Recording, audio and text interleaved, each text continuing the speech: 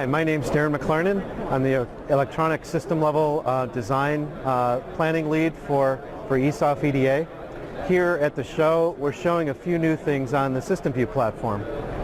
And the first thing is we've introduced a radar library that has new layers for modeling environments. We have the signal processing layer, which we've always had, but we now have two more layers. A trajectory layer that allows you to have the transmit and receive at different locations and velocities in 3D space along with targets, which is great for airborne and satellite-borne radar systems. We also have a beamforming antenna layer that allows you to have an attitude of a rotation and a set of beamforming where you can actually look at the directions of the beams. So if you're off axis on one of the beams, you're aimed at a target and you're slightly off axis, it affects the signal quality, and we can render that signal quality in our radar library. We also have an update to our LTE library for doing coordinated multipoint and adaptive modulation and control. If you look at LTE systems, a base station and a handset actually negotiate what's the best modulation format.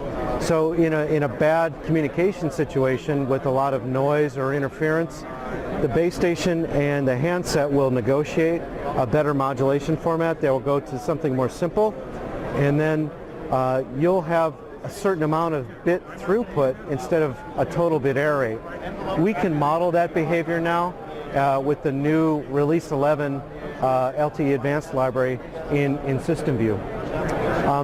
The next thing that we're beginning to talk about is tighter links to instruments to be able to do real-time FPGA programming within Agilent instruments to provide beamforming, real-time analysis from our FPGA flow from SystemVue down into instruments. We'll be announcing that shortly.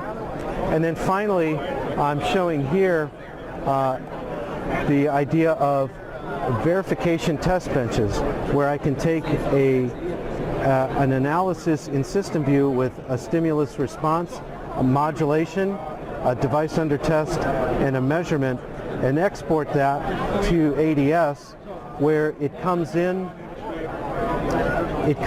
as a block, and SystemVue is actually behind this block, but in the ADS environment, this verification test bench allows an RF component designer to exercise his power amp or his analog component with a functionally true waveform without having to understand everything about LTE or radar or what have you. So that ties, to summarize, we have links between SystemVue and ADS, links between SystemVue and instruments, and then also modeling of fairly sophisticated behaviors for both electronic warfare and communications.